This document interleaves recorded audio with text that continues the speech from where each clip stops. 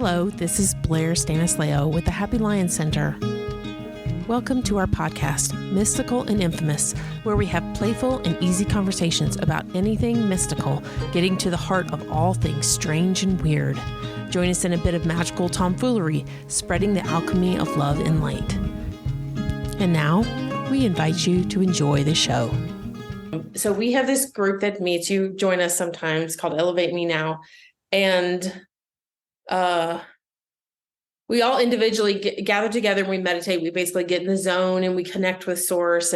But we kind of also on some level before and after the meditation kind of talk with each other about that experience. So it makes it more solid in the sense that it doesn't always feel like a dream, or it doesn't feel like it's this very private thing. And not that it's not private, it's just that it almost normalizes the experience, I feel like.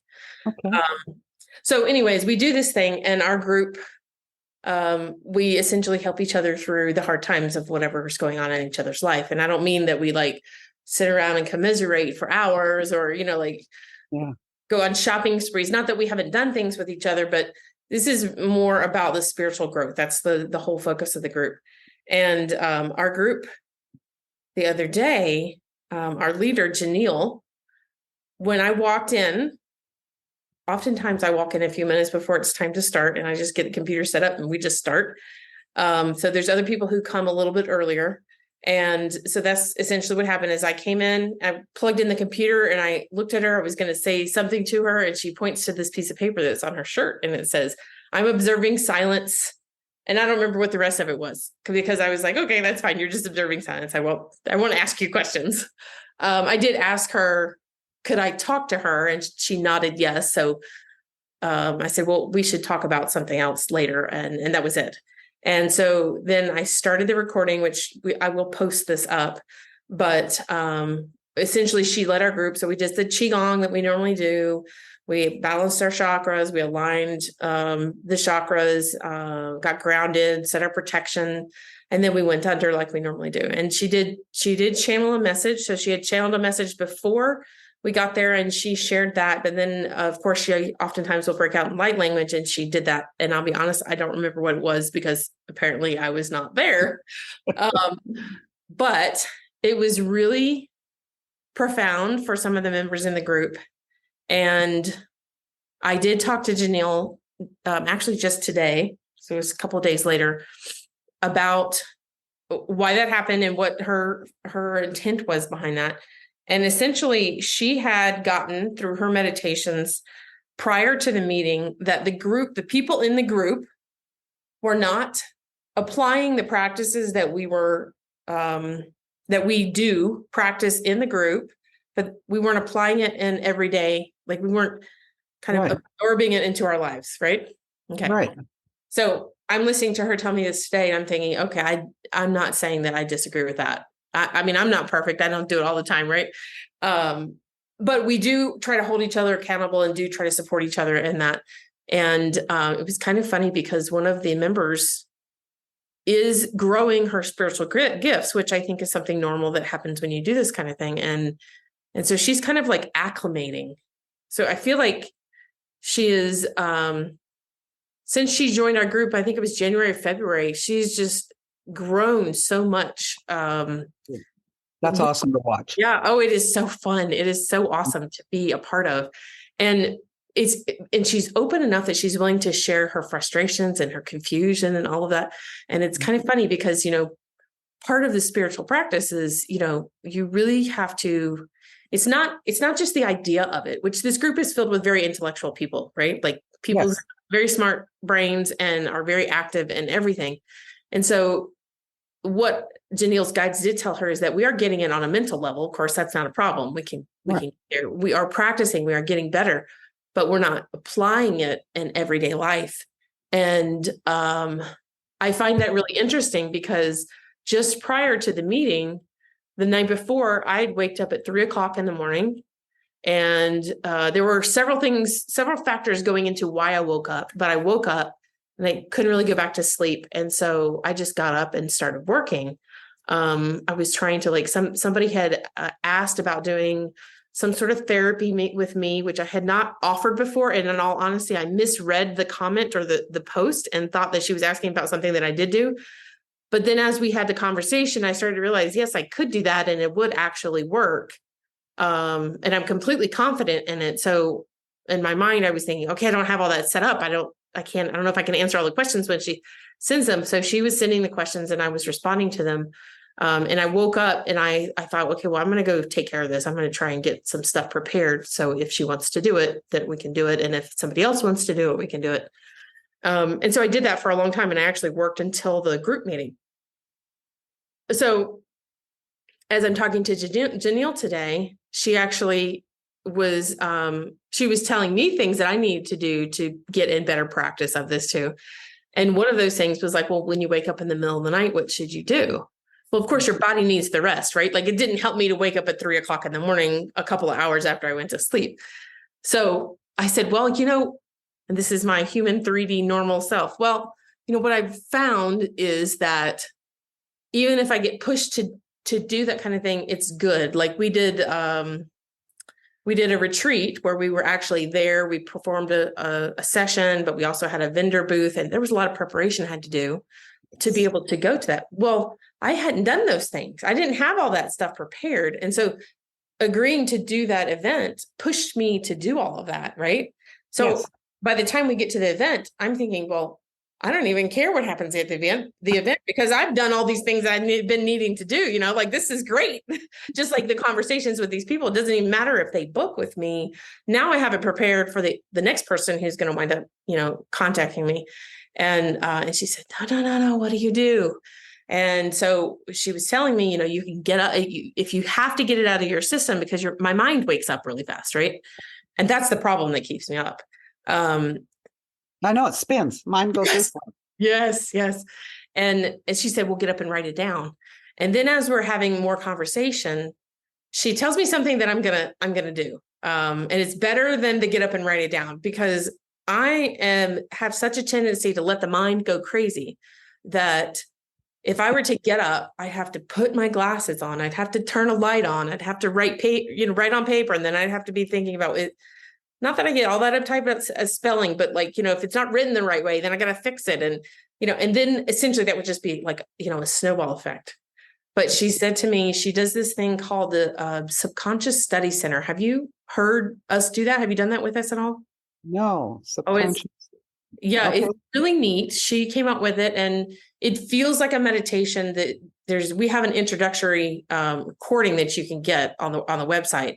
And we do it a couple of times live, but basically the experience is, you get yourself in the right state and then you go down and you go into this space and she's created these stations, so to speak, where it's like you can explore in this avenue. So she gives you like a little hint of what you might explore. So there's like a desk, there's a stage, there's an elevator. It's all kinds of things, right? So she guides you through this whole thing. And, the idea is that you can go back to it any time. And she's done this with other people. And one of the ones was, I think, a mirror.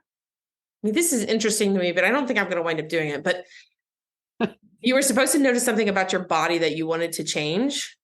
And so when you go to this portion of the study center, you envision, you see what it is that's changed. You see how it's changed and you explore it, right? And so she in the past, in years past, when she's done this, she's actually known somebody who actually grew, like meaning I don't know what happened to them, but they grew a couple of inches, like maybe 1.5 inches or 2 inches. I really don't know the details, but she does suggest to us that you can actually physically change your body. And I definitely think you could. You're setting your intention and you're going there and you're spending time in a pleasant state. That's essentially what manifestation is. Sure. So anyway, she told me, go to the study center and go write it down because there's a desk there, write it down. And that was one of the ones that I really liked because I do like doing things with my hands. I like writing. I did calligraphy and art and so forth. So I did that. It was more interesting to me than the mirror, right? But it occurred to me, if I do that, even if that would work better than for me to pick up a physical pencil. And she was reminding me that when you do that, you essentially going to source, right? You're getting connected. You don't have to worry about remembering things because it's always there. And I can remember being young and just starting my career. At that point, it was graphic design. And there were so many details of how to do what and what I need to do in what order. By the time I got to the end of my day, I thought, I don't know how I'm going to remember all these things. Oh, I do make lists, but I'm not real great about keeping the list, and they're not always organized. So it's not always helpful, but the writing of it down does help. But I don't like to miss things. So that's part of the reason I make lists. And so now I know I find myself the last several years, I've got so many thoughts that come so fast about what I need to do that I can't even write it down that fast. Like I can't, there's no way like I don't have a pencil, or I'm not in a position where I can, or even getting the phone out. By the time I write one of them, I'm correcting it. So now I've forgotten the next one. Right. So that's been a struggle for me, but I really think that this is going to work. And I think that's what I'm going to do. But what it also will do is it will essentially force me to get in the zone. Because to go to that place, I have to get in the zone. Yes. And you don't usually do that? I have done that.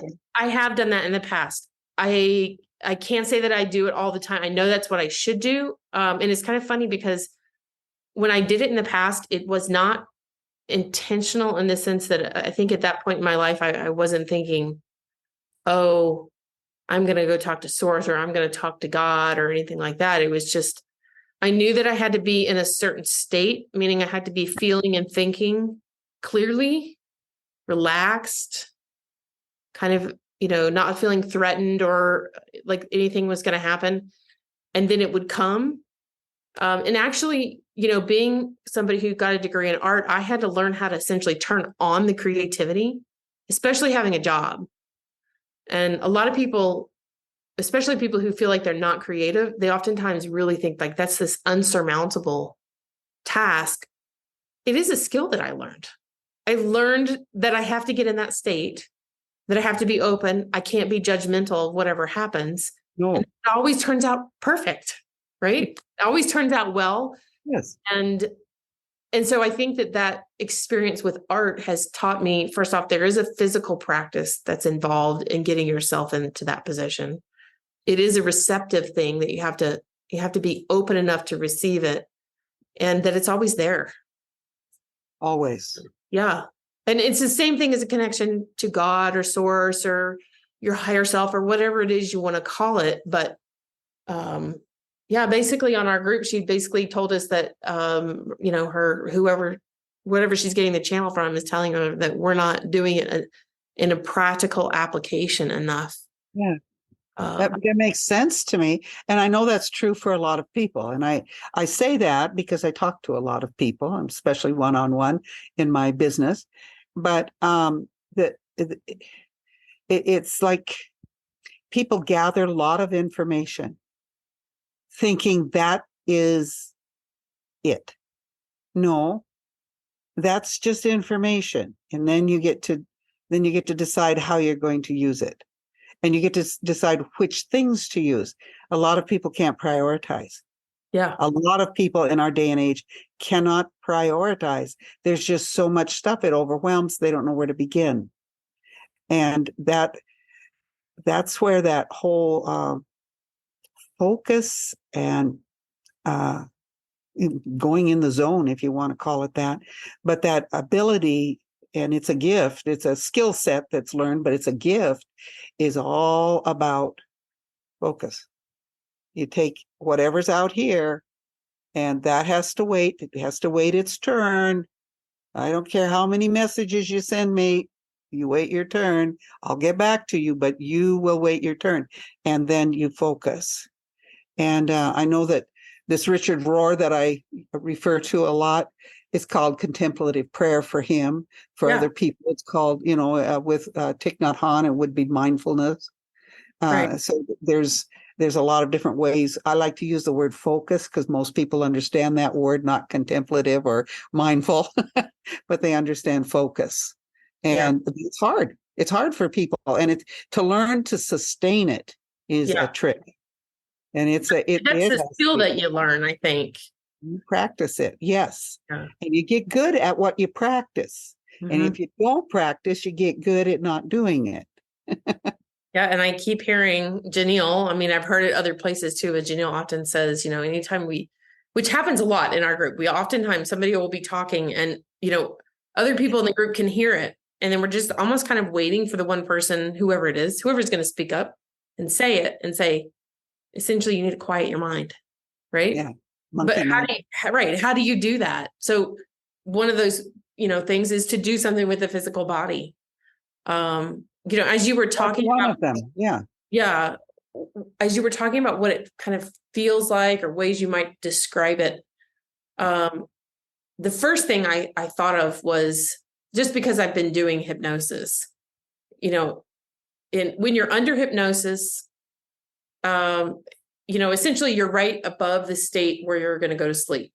So you're that relaxed, you're open. There might be some, the practitioner is probably asking you questions. So it's kind of keeping you awake and keeping you to pay attention to what it is you're seeing. So if you're in a hypnosis session where they're asking you questions, they're going to pull out from your experience whatever it is you're focusing on. And actually, as they ask you questions, it causes you to focus more.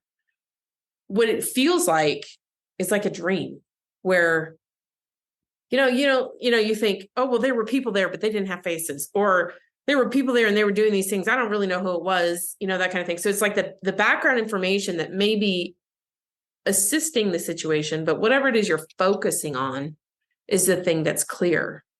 And that's what it feels like to me, to get in that zone and to, experience the things that you experience to give you the information that you need. Yeah. Yeah. And I have to be alone pretty much to do it. It isn't that I can't, a group that's dedicated to doing it, that's one thing. But to be in my home alone doing that works very well. My friend Sandy will come downstairs from having gotten ready for the day and good morning, and it's like, oh, jump back into 30. Like went away. Yeah. Anyways, this can bring you back. The practice brings you back. You don't have to lose it. But sometimes what I've noticed over the last year as I've done the different trainings that I've done and practices I've done, you talk about your friend coming downstairs or coming in the room and jolting you kind of back into the reality or whatever you want to call it. I got really good at going in the zone easy. Like let's say I was doing energy healing, right?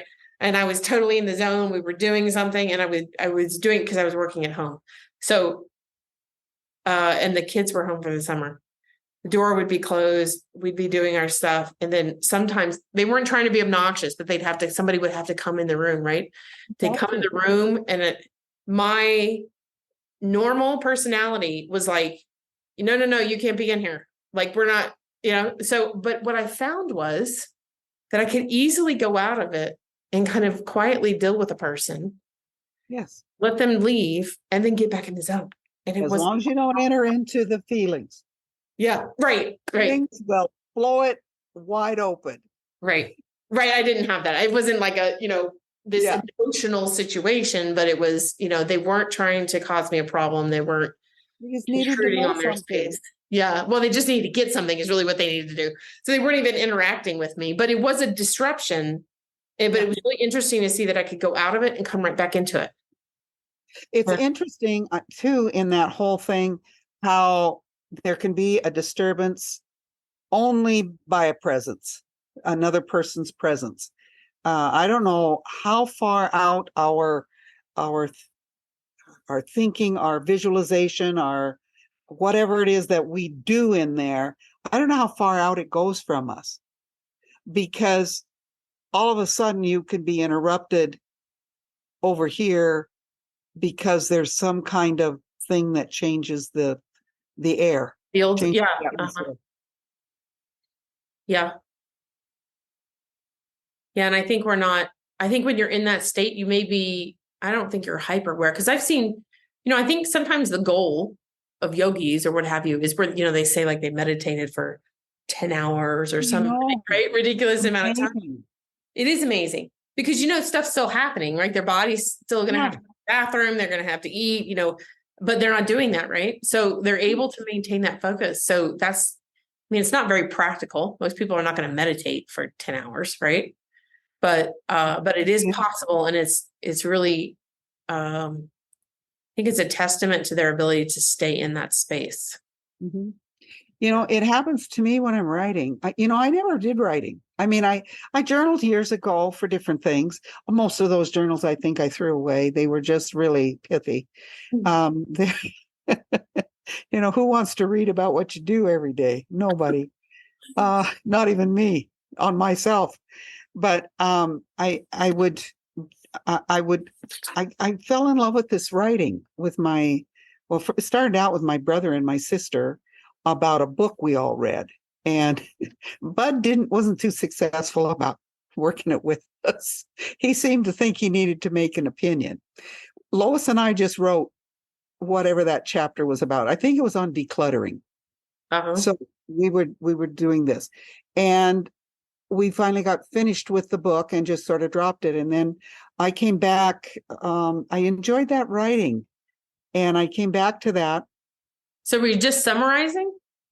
Well, in a way, but it was more than that. It was like taking what you had heard, what maybe some of the things you had done or had never done, ideas that were created, and then just sort of sharing about them, what you thought about that, and maybe what you might pick up and try.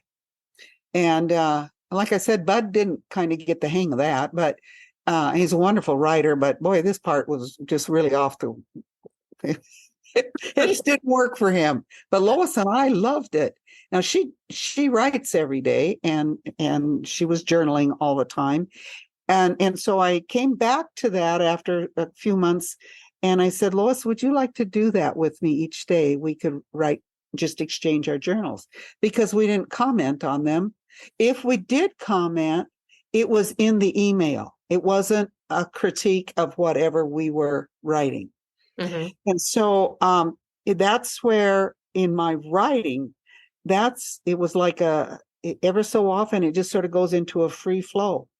Oh, yeah. The zone. You were in the zone. Yes. Yeah, they call that for sports too. I can remember a very specific time being actually a couple of times, really being in the zone, playing a sport and having miraculous things happen. Miraculous. It's just amazing. They do label it in what, Western science or whatever you want to call it, basically our 3D reality school of thought for most people. And they do call it in the zone. Maybe that's why I call it that. But they do describe it as that focus, right? And so, and then I think actually, I want to say Joe Dispenza has a description of it too, but basically your focus is so tight that you actually see things in slower motion. So as I was playing the sports, it was like that.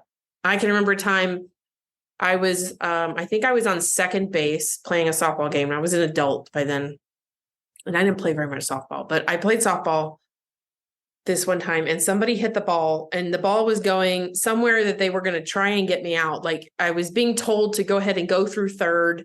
And so I was running. I could see that it was going to be tight, and they were going to throw it at home. Okay. So they threw it to the catcher, I think. And she was standing probably, well, maybe it wasn't her, either that or the pitcher. They were standing about 10 feet from the home plate. And so I knew that as I was running, that I was not going to be able to beat her getting the ball. So I just decided, for whatever reason, that I was just going to keep running and then wait until she tried to tag me and then move. Right. And that's exactly what I did. I just ran. And she came over with the glove. And as soon as I saw her do that, I just scooted right over and just made like a little blip in the run, and then just ran home, and she never tagged me.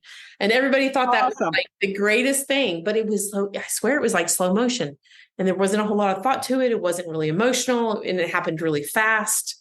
But you were glued to that glove. I knew what was happening. Yeah. I was totally into, I didn't know what else was going on. I could hear noises. Right. And I, when you got your peripheral vision, sometimes you can pay attention to it, but I wasn't really paying attention to it. So I would definitely say my vision was even just focused on what was going on in front of her. And knowing when to step aside. Yeah, exactly. No, the timing of it that's why sports is so amazing to me. But you can get like that with writing or anything you're creating. Anything you're doing. Yeah. And I grieve for the athletic programs and the fine arts programs that are being cut over and over in our schools, because those are the things that center us. And Yes. those are the things that make us have a life that's worth living.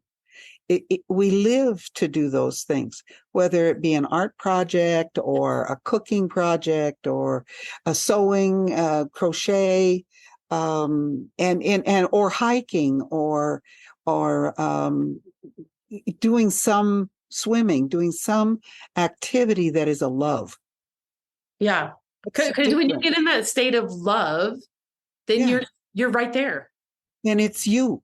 Yeah. It's the real, total you. Yeah. And Yeah. that's awesome when that happens. And like I say, I really grieve for the schools that are cutting these programs, because I'm thinking, they might not use a whole lot of algebra.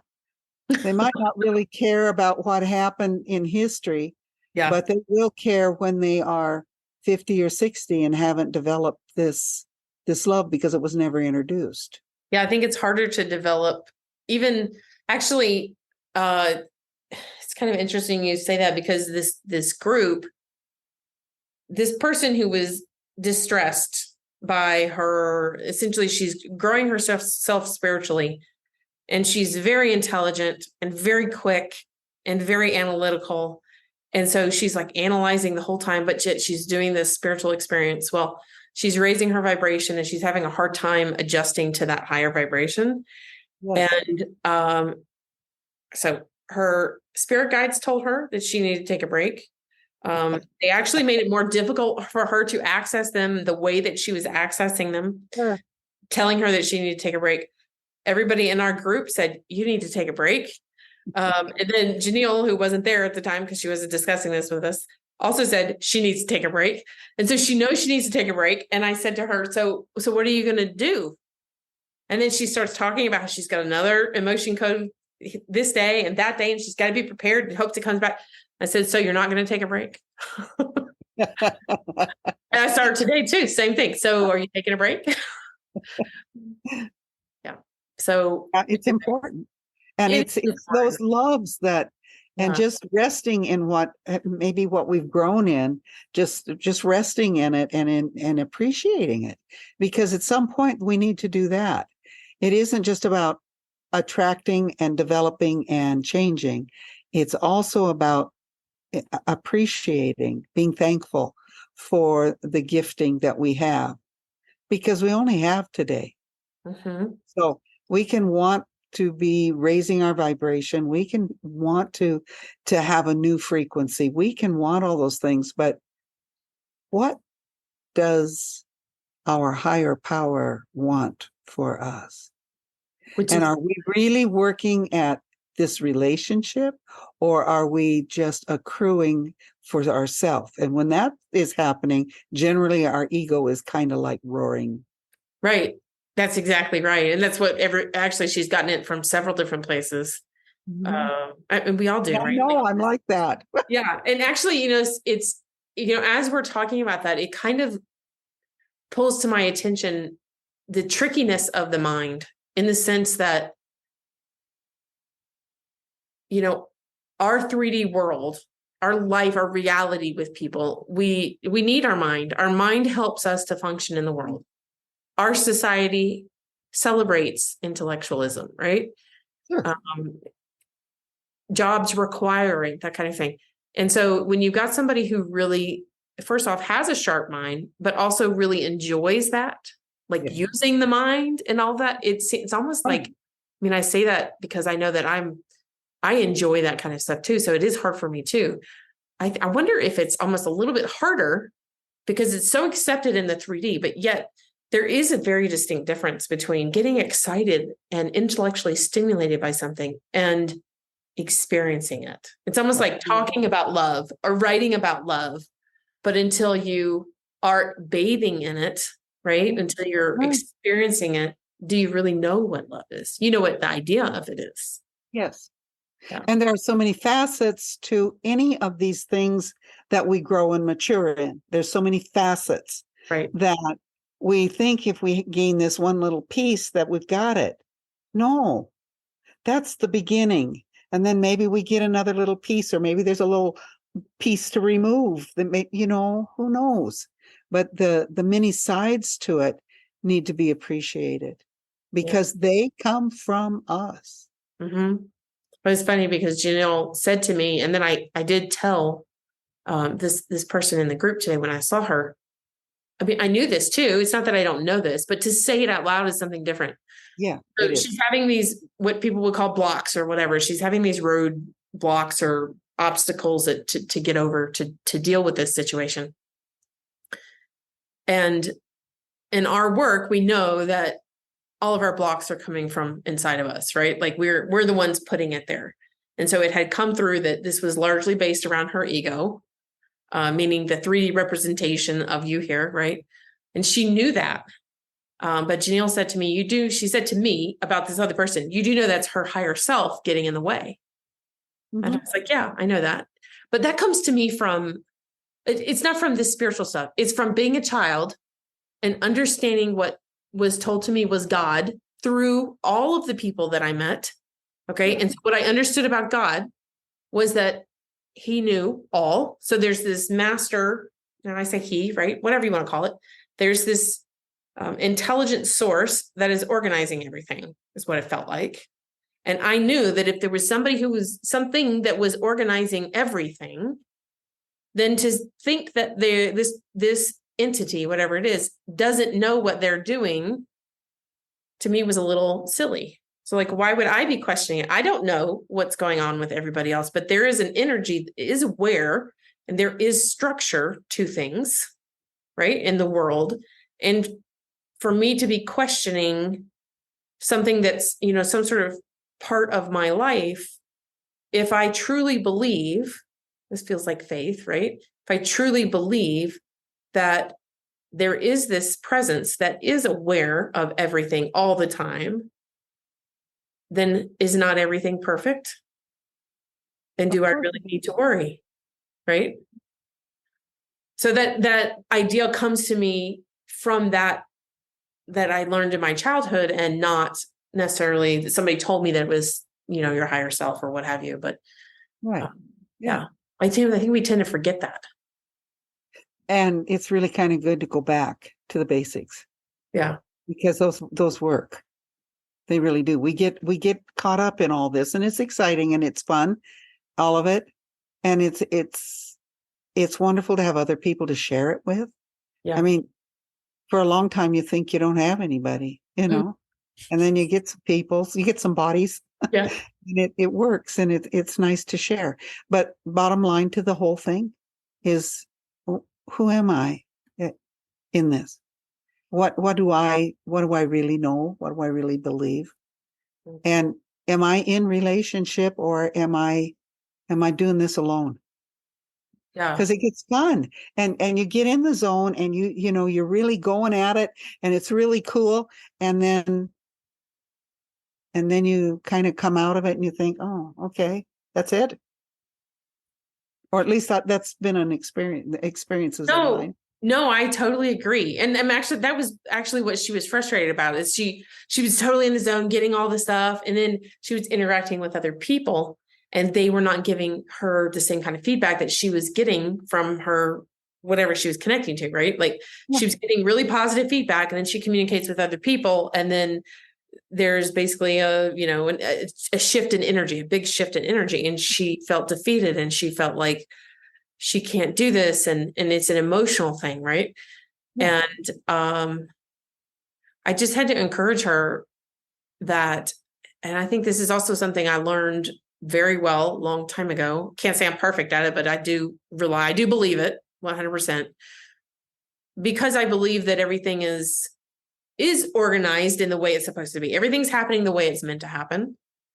That means that, if I'm trying to get to a certain place somewhere and something is getting in my way before I get there, all the presents that occur, all the joys and all the experiences I get to have, because I'm diverted, doesn't mean I'm not going to that location. It just means I'm not going there right now. Right. Right. And I try to encourage her at least to recognize that, because I mean, I've worked with people for a long, long time, like years. We're talking years. I mean, you've had friends, I'm sure, even regardless of doing any of this work, you have friends that you know this is going to happen for you. And maybe they don't feel that way. And you say, no, this is going to happen for you. I know it is. Yeah. And you listen to the destination isn't the whole thing. Yep. Right. Right. Journey. Yep. Journey is what matters. Yeah. That's where we're at, is on the journey.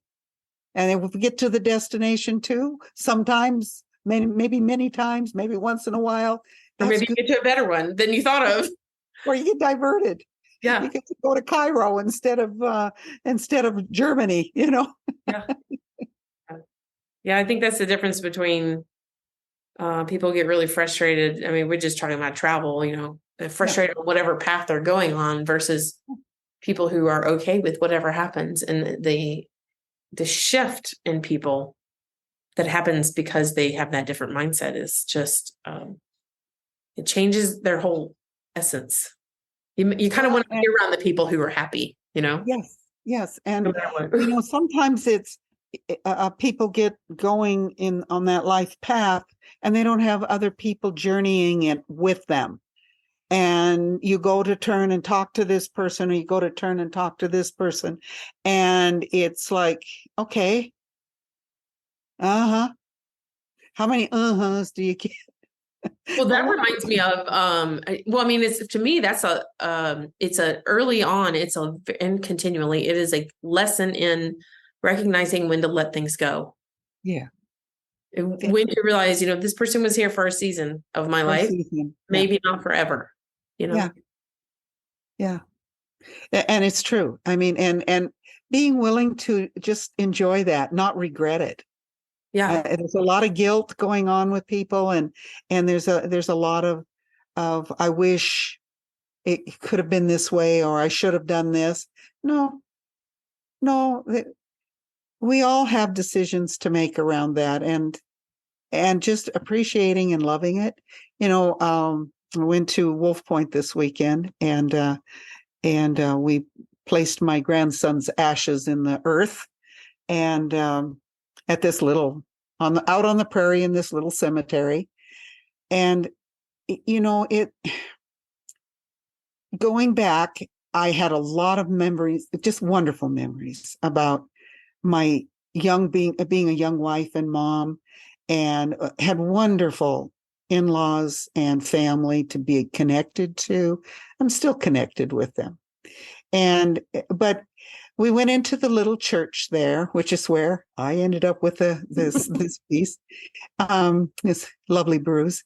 But you know, I sang for a wedding there, and I taught summer school to children there, and I had best friends there, and my kids got to play with all these other kids, and it was just a really magical, beautiful time. And my faith was growing, my friendships were growing, I was growing. It's where I did some of the first teaching I've ever done. I mean, my teaching doesn't come from school. My teaching comes from being with children. And as I went through it, I was saying goodbye. You know, goodbye to the history that's there, the history I helped to create, one little, you know, speck in the memories of that countryside. But my speck is there too, and it's left behind with great joy. And I think that's really important to know, that you let it go, because I can't go back to that. I don't even want to go back to that. I've got beautiful people buried there, and I've had beautiful memories with people who have moved away from there. But it's all about that journey that is my past. That doesn't come with me. It just gets to be a good place to remember. It's over. But letting it go is important. And appreciating that it happened. And then it seems to me like a really key part of that too is being able to be present in the now and enjoy it just as much as you enjoyed those memories, you know? Yeah. And it was fun to be with my family, to enjoy it, because we all went to church there. You know, my father-in-law was poking Cheerios into my oldest kid sitting on his lap during the sermon. And, every holiday was spent there on the farm. And it's just wonderful to have that gift and to be thankful for it. Were there things that happened? Were there things that you wish wouldn't have happened? Yeah, a lot of that happened. That's life. Life, yeah. I was just going to say life. Life happened. But it was good. All of it was good because good comes out of it. It doesn't. Energy lives, and energy never, never dies. And even the energy that seems to be negative and harmful to us holds those lessons that help us to become better people if we choose that direction and then let it go. Right. Let it go. Yeah, let it go. And that calls sometimes for forgiveness for one person or for yourself. Mm-hmm. Or both. It's probably the hardest. Yeah, I think it is. I do too. Thanks for listening to this episode of Mystical and Infamous podcast with the Happy Lion Center.